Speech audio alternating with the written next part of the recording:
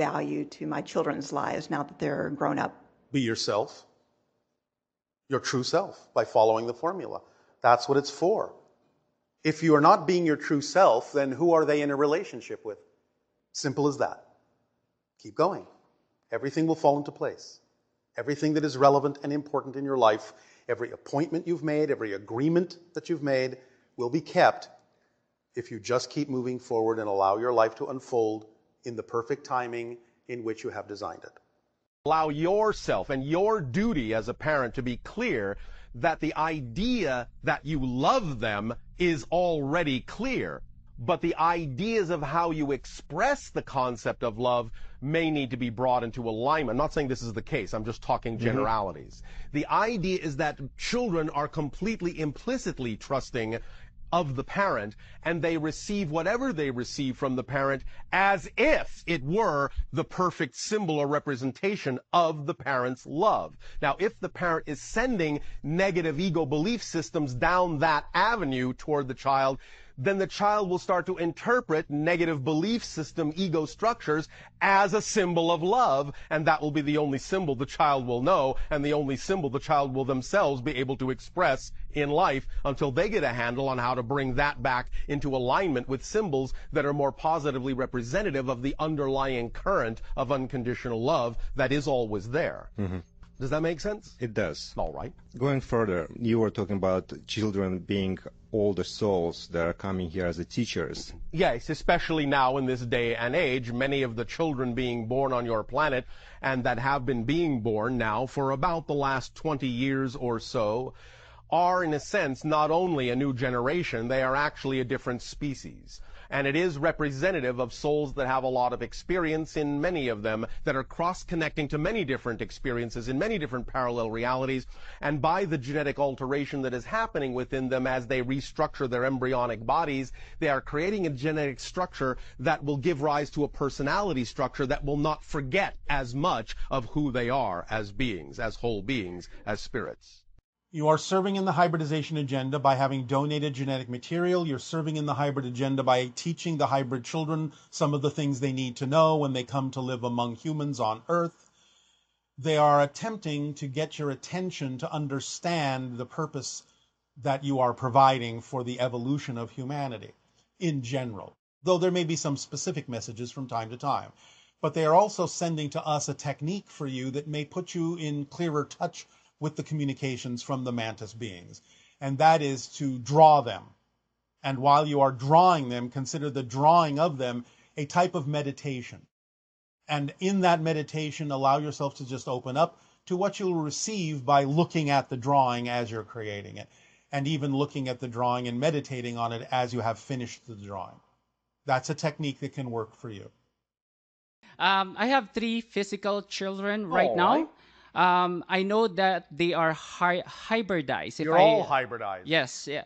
And I know they're more advanced, being. They're just more awake. More awake. Can you give us some guidelines or coaching on how to coexist with them and how to raise them in alignment where Create educational programs that allow for higher degrees of interactivity so that they can actually learn by doing. Create programs where in a safe environment they can understand the consequences of the choices and actions that they take so that they can grow into adulthood knowing that they can only need to take choices and only need to take actions that are representative of their self-empowerment, and they don't need to hurt themselves or anyone else to get what they need. Allow yourselves to adapt the education that they may require to what excites them instead of attempting to adapt their excitement to the lessons that you think they need to learn. If you do even just these 3 things, you will have an educational system that will allow them to really remember who they are and become the adults that are balanced in emotion, in spirit, in body, in mind, and they will then transform the world. And in a day-to-day basis, since, like, for example, myself is programmed differently compared to them. Well, you need to reprogram yourself. So how will I raise them on a day-to-day basis? Use your imagination. Follow your own excitement. You understand why it's important to do that, yes? Yes, absolutely. All right. Yeah. And if you follow your own excitement and act on it every moment that you can, with no insistence on the outcome to the best of your ability, you will open up the kit of excitement for yourself that supports you, That is the driving engine. That is the organizing principle. That is the path of least resistance. That is the connection to all other forms of excitement. That is the reflective mirror that shows you what's out of alignment with excitement within you so you can bring it back into alignment. And when you do that for yourself, you will be the vibrational state that will allow your imagination to download the inspiration, ideas, techniques, rituals, motivations that you need to pass along to them. For starting to really implementing your teachings in our education, in our schools and universities and... The basic metaphysical principles that we talk about are not ours. We deliver them in a specific way, yes. But the idea is that this is a basic understanding of metaphysics, a basic understanding of how existence is structured and how it works. The timing for introducing the ideas that we're talking about into your educational system, now. Why wait? Great, thanks. The idea is to create more interactivity for the children so that they learn by actually doing, yes? Instead of just being talked at. To allow the lessons to be adapted to what excites each child instead of attempting to adapt their excitement into the lesson. Yes? Yes. Teaching them the consequences of their actions and the consequences of their choices in a safe, protected environment so that they can learn the basic tools of how to manifest reality in a way that allows them to become experts at it by the time they're adults. Yes? Yes. These are the tools and techniques of education. So, why wait? Okay. Teach them that they are self-empowered. Teach them that they are as powerful as they need to be already to manifest whatever it is that is truly relevant for them in their lives in a joyful, creative, loving way without having to hurt themselves or anyone else in order to get what they need. Teach them that they are that powerful. Some of them find it interesting how often we eat. Yes. And yeah, and my toddler is the same way. I mean, it's very difficult to get him to sit down at the table and eat. Yes. But if he doesn't eat, he gets hungry, and that can lead to other challenges. So my question is there a better way to handle meal time with young children? Well, the idea, first and foremost, is that many of them may require a lighter diet in terms of what it is they eat. You can explore with the child what it is they may be excited or attracted to at certain times when they are hungry.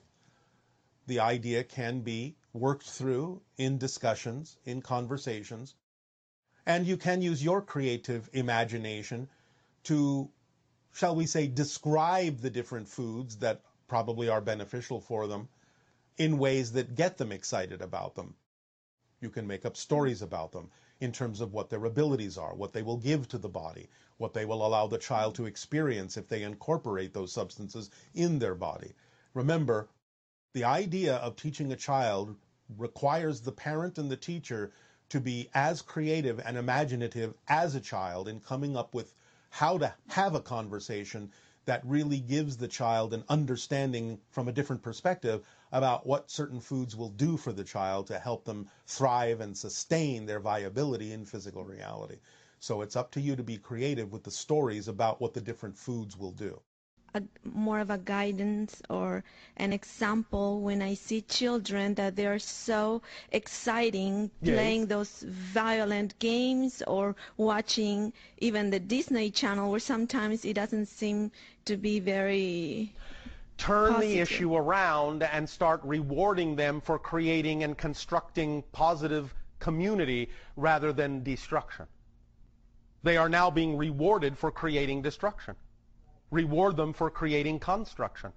Remind them that if they really wish to express power, true power is in creating. It takes no power to destroy. Okay. You can have a stack of blocks. It takes more power to build the stack than it does to push it over.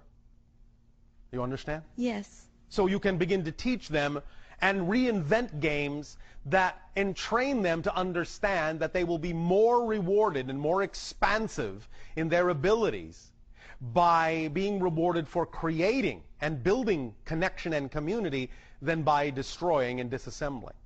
If you have a situation as parent that your children is maybe have troubles, and they run into many troubles, but you can't help them because they don't listen to you, like teenagers, All right. Again, first of all, you're talking about a situation that is the result of a buildup of all sorts of belief systems for many years. Okay. The idea in general is to understand them by understanding how things work, so that you give them a safe space in which to experience the consequences of the choices that they make, so they can learn what those consequences are without really experiencing them too strongly.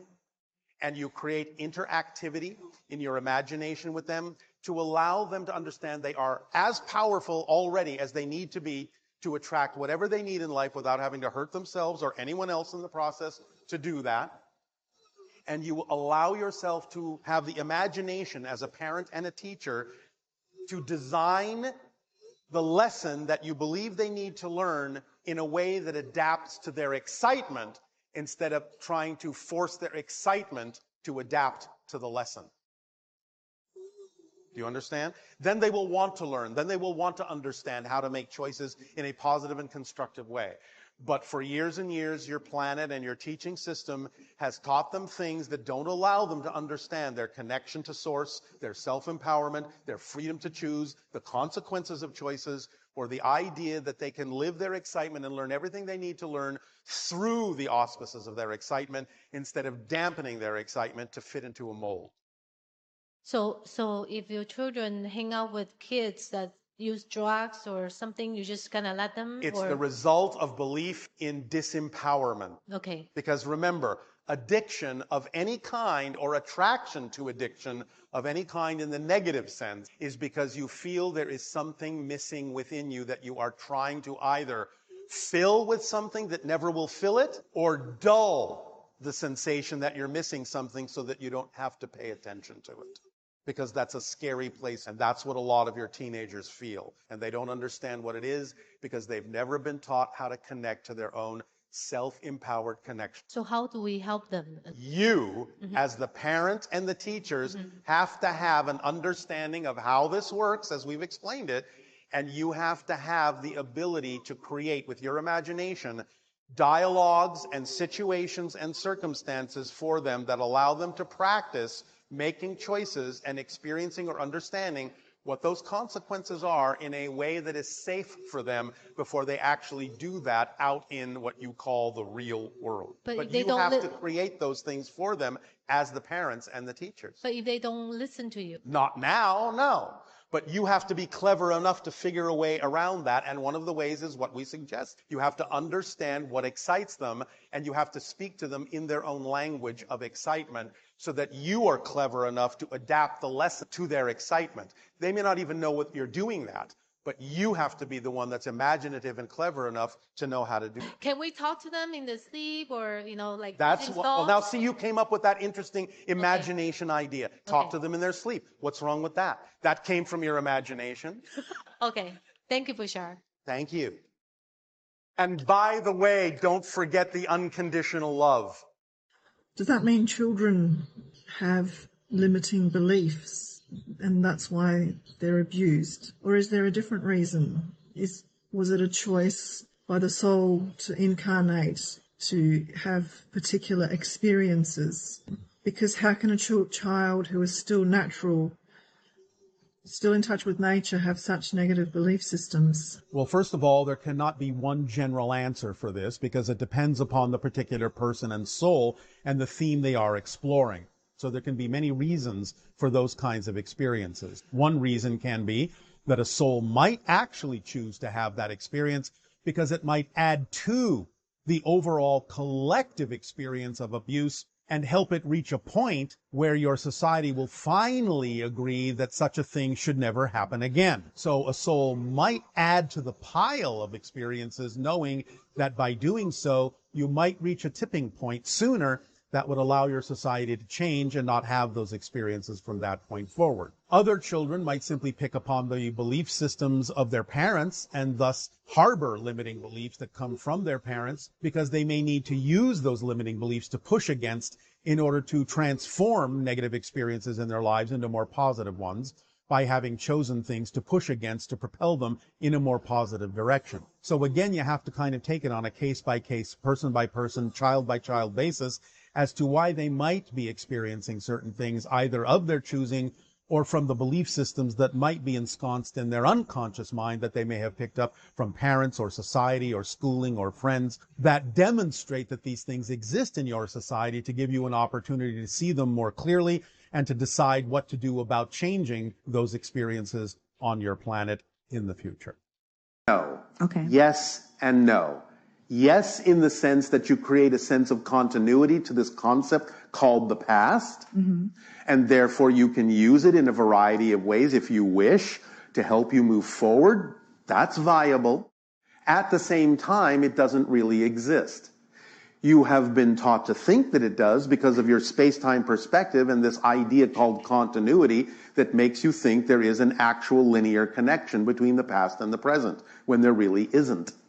You are creating your past from the present, not the other way around. So when you become a new person, every moment that you change anything about yourself, you're a new person.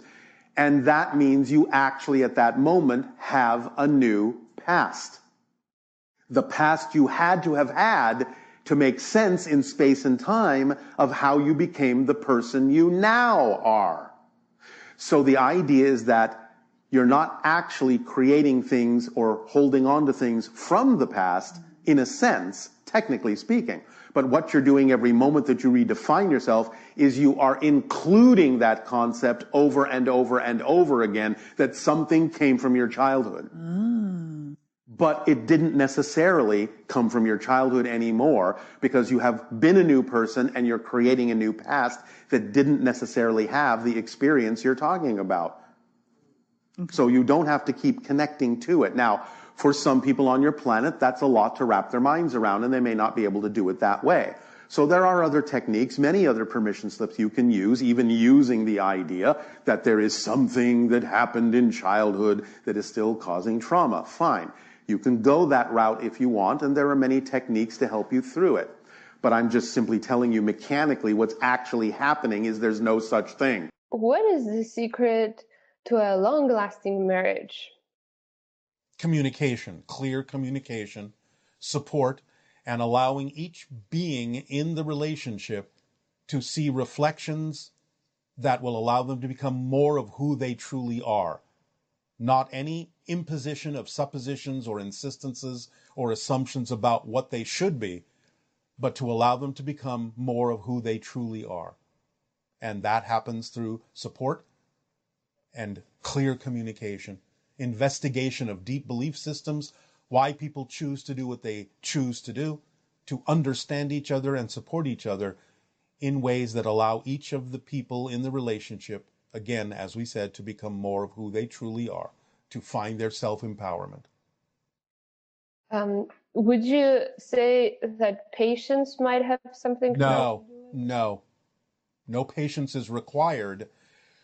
The only reason you require patience is because you're being impatient, because you think you know better than someone else and they're not doing what you want them to do. Thank you.